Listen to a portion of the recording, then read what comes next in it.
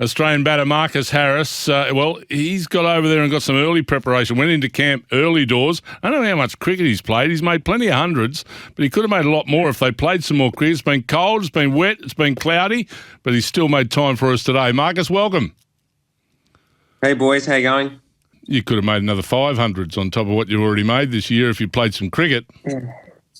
Yeah, it's a bit hard to bat in flippers, so had to try and make the best of it. But no, like I just said to Harmy before off air, we lost a lot of cricket, but fortunately the last couple of weeks the weather's really turned around and was able to have a good hit out a couple of weeks ago. So, yeah, everything feels pretty good coming into the next couple of weeks. Mate, before I let Harmy at you, you've gone into camp in the last day or so over in the UK. Where is camp? I just watched some vision last night. I assume you're not in London anywhere. You're in one of the counties somewhere? Yeah, we all joined up on Saturday. We're in Liverpool at a golf course called Formby Hall. So we've played golf for the last 3 or 4 days just so the boys could get acclimatised, and we had a few team meetings and stuff like that. So it's been really good. I think some blokes have probably played 5 or 6 rounds of golf. So I'm not sure. Harmy will know definitely, but up north in England it doesn't get dark till 10 o'clock. So I think we finished our round last night about 8:15, which was pretty cool.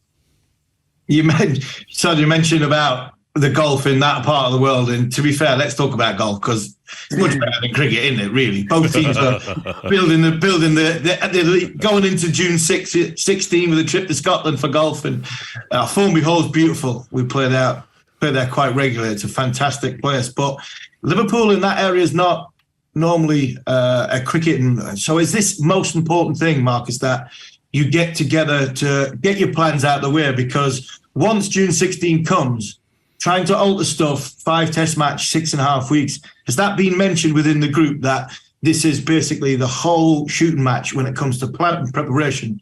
Because once we start, it's just going to be relentless. Yeah, we had a chat about it the other day. It's I think it's 6 tests in 7 weeks, so everyone knows that it's going to be pretty flat out and pretty full on.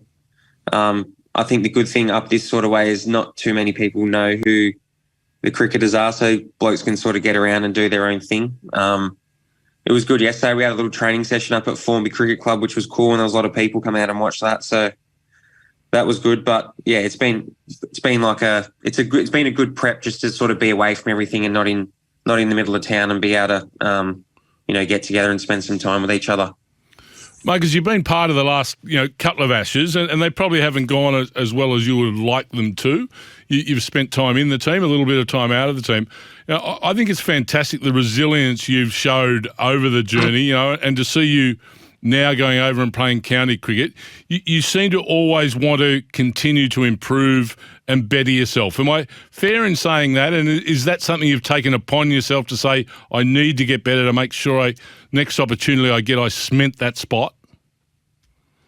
Yeah, I think so. I think it's just the way I was brought up as a young kid, from my mum and dad, and especially dad was just to you never give up. You just keep having a crack. And I think if you do the right things often enough and for long enough that you'll get the opportunity. So I know I've spoken about it before, but I remember in 2019 I was really disappointed after that series, but I wasn't. The first thing I thought after that is I need to get back over and play county cricket and try and prepare myself as best I can to give myself the best opportunity I can. So, like I said, I just like having a crack, and I feel like, if you keep doing the right thing for long enough, things will turn around. But I've really enjoyed playing over in England. And it sort of gives you good confidence as a player that where you can come to somewhere where you've struggled before but then find a way to succeed. I think it helps you grow as a player as well. So hopefully that gives me the best preparation should I get an opportunity at some stage. Marcus, talk to us about the differences in batting there at the top of the order to batting at home. We hear about the Duke ball and the different pitches. From an opener walking out on the first morning of a test match or a county game to walking out on the first morning in Australia of a test match or a Shield game, what are the differences you expect? How do you change your game to cope? It's always going to swing over in England with the Duke ball. And then the amount of movement off the seam is probably, more precise than what it is with the Kookaburra. So that's the main thing. But I think as an opening batter, it's pretty simple. You're just trying to play the ball late. I know when I first came over to play county cricket, I kept sort of like chopping the ball onto the stumps because I was playing too far in front of my body, just not used to the slower wickets. So it's just little things like that. I think if you listen to Bucky Rogers talk, he speaks about sort of defending straight and scoring square. So just little things like that, giving yourself a bit more time, assessing conditions. And it's a great place to bat England once you get in, but you're gonna have some days where you're gonna struggle a little bit. But yeah, and then with the Duke ball, the bigger seam on it tends to always nip around a little bit. So probably just have to be a bit more precise with your batting, I'd say, than what you do with the Kookaburra ball. And Marcus, in your preparation, it's been a good preparation. Couple of hundreds. You've played against some decent bowling attacks. It seems as though you've had the perfect preparation going into this Test series, because one of the first games you got all 4 days washed out at Yorkshire. You got acclimatised to being in England, and then you come up against Sussex, which is a decent bowling attack. Glamorgan's not a bad bowling attack, and then you got 100 against my team, Durham, and that Durham bowling attack. That's a good bowling. That's as good a bowling attack you'll get in the second division. Is that the perfect preparation going into what is going to be this tour? Yeah, it has been, Harmy. I remember last year, I reckon by this time of the season, I feel like I'd fielded 5 million overs, and now I think this year, fortunately with the rain a little bit, we haven't spent too much time outside in the dirt. So, yeah, it's been a good challenge. Yeah, that Durham attack was a really good attack, especially in Division 2. They're definitely not a Division 2 side. They're a bit better than that. So that was good. But just like I said, it's been good to be able to have 3 years of county cricket under my belt. Just, going into this series especially, but just to be able to be over here and be playing all the time. And I love playing over here. So it's been enjoyable and it's been good for my cricket. Marcus, how do you guys mentally approach the two challenges ahead? One being the World Test Championship and then the Ashes. So, I mean, how do you stop thinking ahead to June 16 and stay focused on what is such an important game coming up at the Oval in the next few days?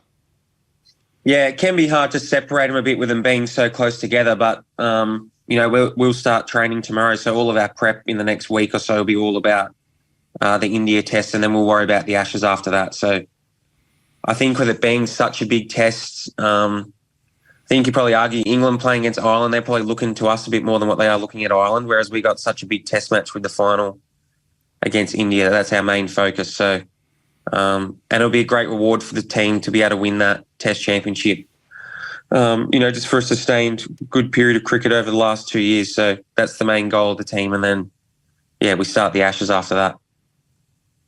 And Marcus, do you look at what England have selected for the Ireland Test match and go, well, we know, you probably knew that Anderson, Robinson and Wood was going to be in that first Ashes Test match. But is it now, as a team, do you start having one eye on it, or is it just we mentioned total focus on India? But does that concrete sort of selection now we can start planning that?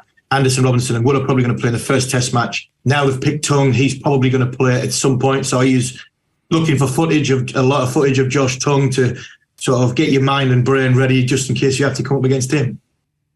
Yeah, I think we know that they're going to have probably 4, 5 or 6 bowlers that they can go to that we've all would have played against. So there won't be any surprise come that first test against us, whatever combination they go with.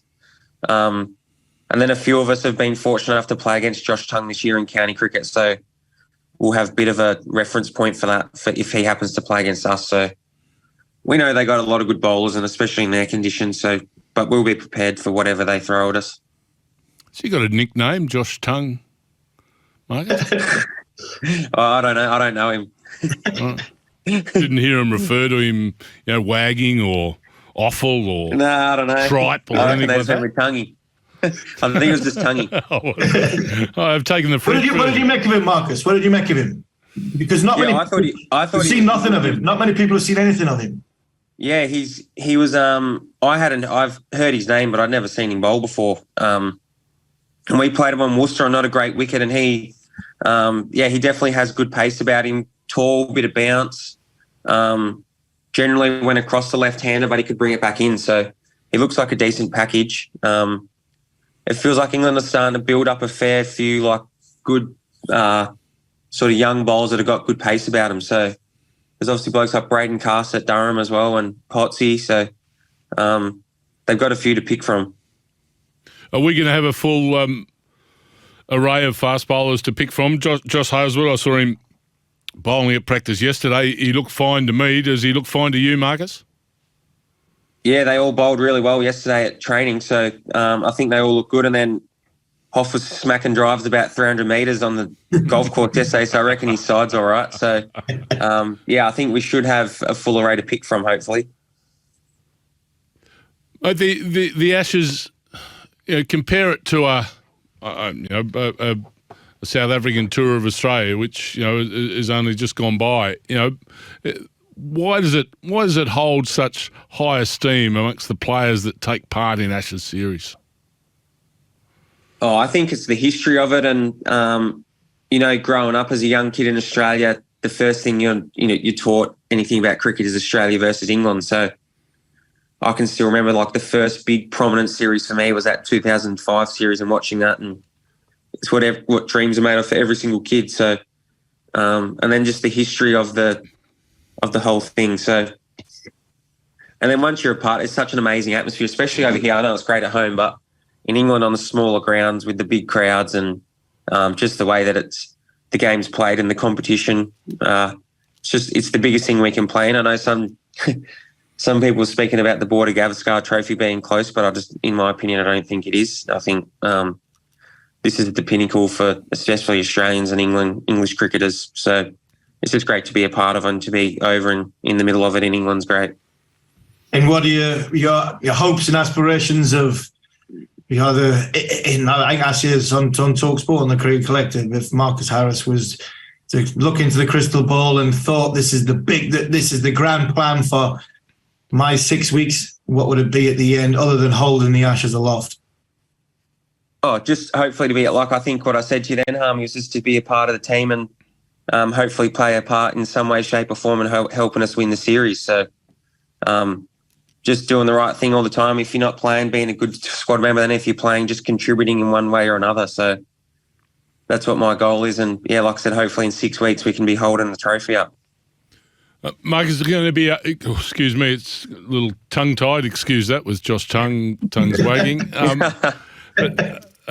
We really wish you well. It's going to be a fantastic 6 or 7 weeks coming up with the World Test Championship and of course the Ashes. A brilliant time to be over in the UK. Congratulations on firstly being in the squad and genuinely the determination that you put into making yourself a better cricketer and a permanent part of that Australian 11.